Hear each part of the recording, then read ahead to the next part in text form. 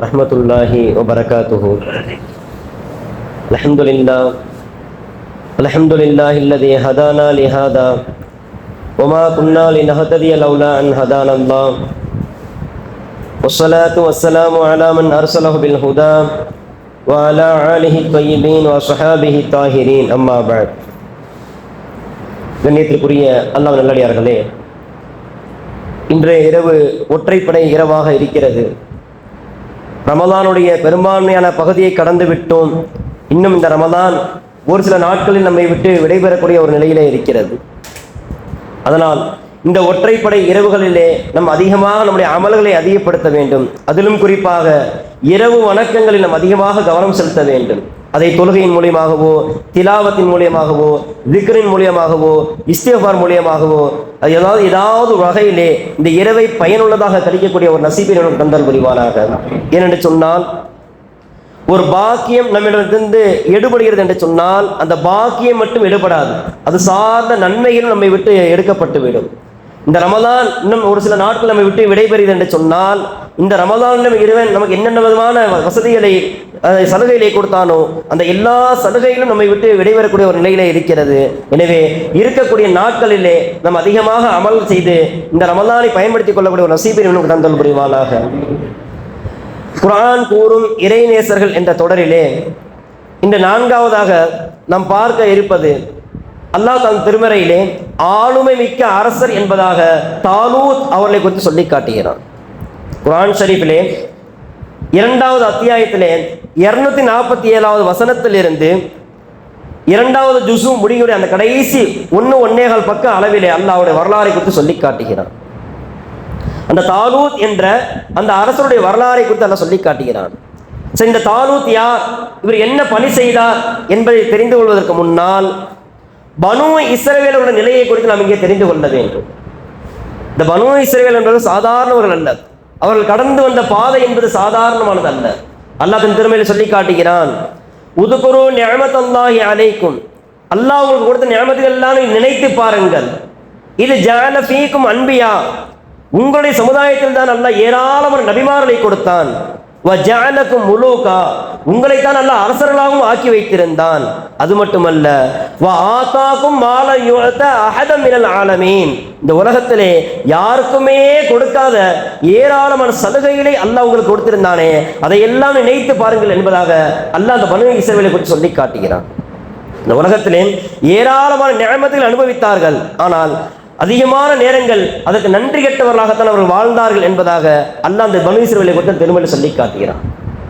இந்த பனு இஸ்ரவேல் கூட்டம் என்பது ஒரு 2 பிரிவினாக 2 கோத்திரமாக இருந்தார்கள். அதாவது ஒரு கோத்திரத்தில் நபிமார்கள் எல்லாம் அனுப்பப்பட்டு கொண்டே இருந்தார்கள், இன்னொரு கோத்திரத்திலே அரசர்கள் எல்லாம் அனுப்பப்பட்டு கொண்டே இருந்தார்கள். அதாவது யாக்கூப் அலைஹிஸ்ஸலாம் மகன்களில் யஹூதா என்பவருடைய அந்த குடும்பத்தில் தான் அல்லாஹ் அரசர்களை அனுப்பி கொண்டே இருந்தான்.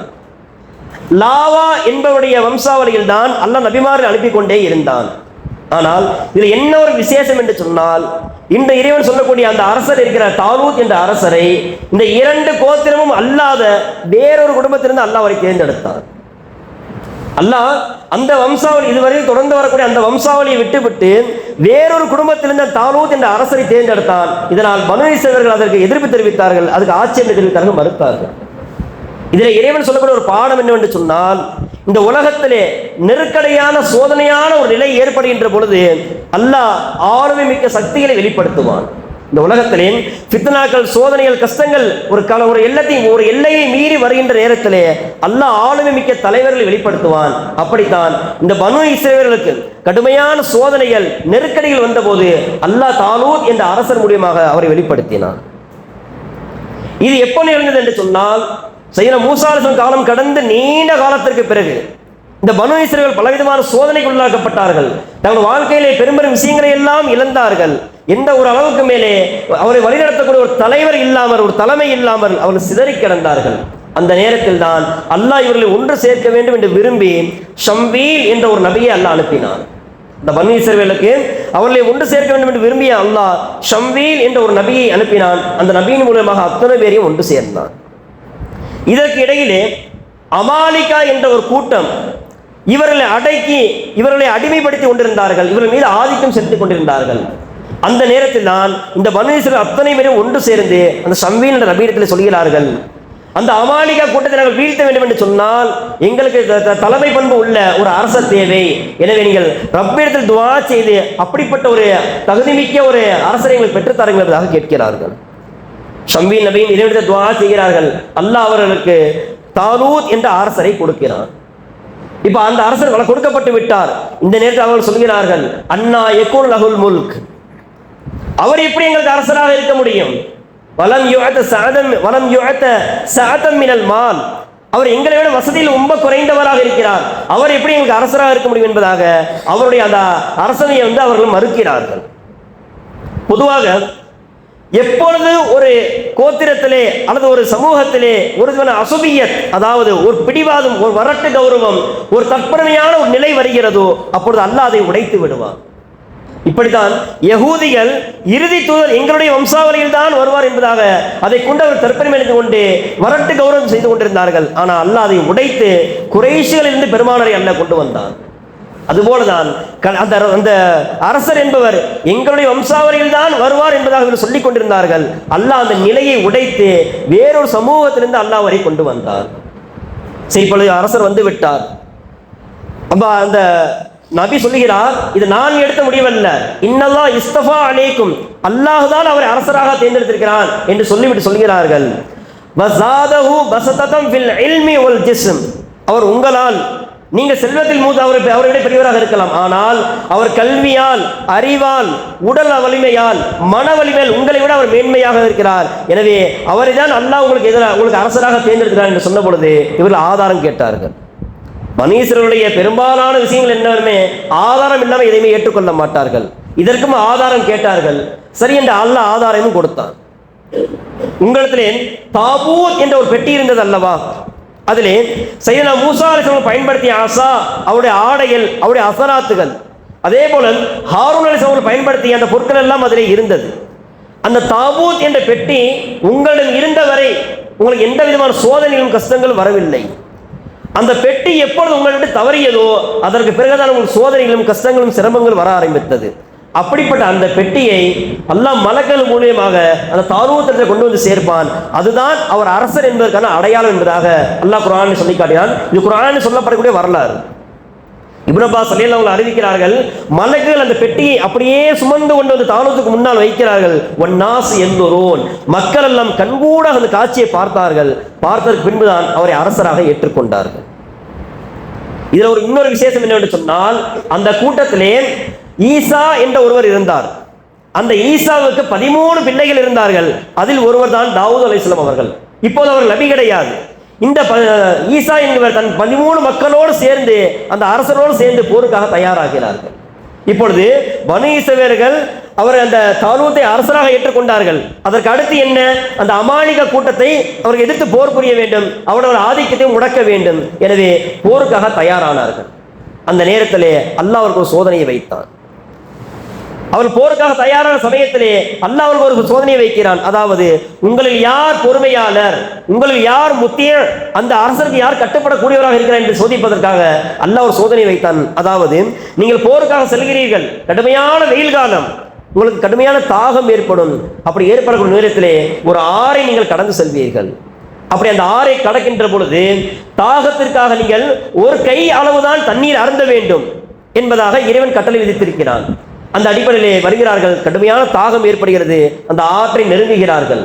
அதிலே குறைவான நபர்கள் மட்டும்தான் அந்த அரசர் சொன்னபடி அவர்கள் ஒரு கை அளவு தண்ணீரை அருந்தினார்கள். மீதமுள்ள அத்தனை பேரும் வயிறு நிரம்ப தண்ணீரை அருந்தினார்கள். அதனால் தாகமும் அடங்கவில்லை, அவர் களைப்பு ஏற்பட்டு அங்கேயே படுத்து விட்டார்கள். அந்த குறைவான நபர்கள் தான் அதற்கு அடுத்து போருக்காக சென்றார்கள். அல்லாஹ் குர்ஆனில் சொல்லி காட்டுகிறான், கம்மின் ஃபிஅத்தின் கலீலின் கலபத் ஃபிஅத்தன் கஸீரத்தன் பிஇذنில்லாஹ், எத்தனையோ சிறிய படைகள் பெரும் பெரும் படைகள் எல்லாம் வீழ்த்தியது என்பதாக அல்லாஹ் இவர்களே குறித்து தான் சொல்லுகிறான். வரலாற்றில் எழுதுகிறார்கள், மொத்தம் 313 நபர்கள் தான் அவர்களை அந்த அரசரோடு சேர்ந்து போருக்கு சென்றார்கள் என்பதாக சொல்லப்படுகிறது. இரண்டாவதாக அரசர் இன்னொரு நிபந்தனை வைத்தார். அந்த அமாலிகா கூட்டத்தினுடைய தலைவரான ஜாலூத் என்ற கொடுங்கோலனை யார் வீழ்த்துகிறாரோ அவருக்கு என்னுடைய அரசவையில் ஒரு பகுதியை நான் கொடுக்கிறேன், அது மட்டுமல்ல என்னுடைய மகளையும் நான் திருமணம் முடித்து கொடுக்கிறேன் என்பதாக ஒரு வாக்குறுதி கொடுக்கிறார். ஹஜ்ரத் தாவூத் அலைஹிஸ்ஸலாம் அவர்கள் தான் அந்த ஜாலூத் என்ற மன்னரை வீழ்த்துகிறார்கள். கத்தல தாவூத் ஜாலூத் என்பதாக அல்லாஹ் திருமறையில் சொல்லி காட்டுகிறான். தாவூத் அலைஹிஸ்ஸலாம் அவர்கள் தான் அந்த ஜாலூத்தை வீழ்த்துகிறார்கள். அதற்கு பிறகுதான் அவர்களுக்கு ஆட்சி வருகிறது, அதிகாரம் வருகிறது எல்லாமே. இதற்கு முன்னர் வரை, தாவூத் அலைஹிஸ்ஸலாம் முன்னர் வரை நபிமார் என்பது வந்த குலம் வேறு, அரசர்கள் வந்த குலம் வேறு. ஆனால் தாவூத் அலைஹிஸ்ஸலாமுக்கு பின்னால் அந்த அரசும் நுபுவத்தும் இரண்டுமாக சேர்ந்து ஒரே நபராக வர தொடங்கியது. இதிலே இறைவன் சொல்லக்கூடிய நமக்கு ஒரு பாடம் என்னவென்று சொன்னால், அவர்கள் போருக்காக கிளம்பிய நேரத்தில் ஒரு துஆவை ஓதினார்கள். அல்லாஹும் அஃப்ரித் அலைனா ஸப்ரா, யா அல்லாஹ் எங்களுக்கு போர்க்களத்தில் நீ பொறுமையை கொடுப்பாயாக. வஸப்பித் அக்தாமனா, அந்த போரிலே நாங்கள் புறமுதுகிட்டு ஓடி விடாமல் எங்களுக்கு உறுதியை கொடுத்து விடுவாயாக. வன்சுர்னா அலல் கௌமில் காஃபிரீன், அந்த காஃபிர் கூட்டத்துக்கு எதிராக எங்களுக்கு நீ உதவி செய்வாயாக என்பதாக துஆ செய்தார்கள். அல்லாஹ் நமக்கு ஒரு படிப்பனையாக, நம்முடைய வாழ்க்கையிலே கஷ்டங்கள் சிரமங்கள் வரும்போது இந்த துஆவை ஓதும்படியாக அல்லாஹ் நமக்கு ஒரு படிப்பனையாக சொல்லி காட்டுகிறான்.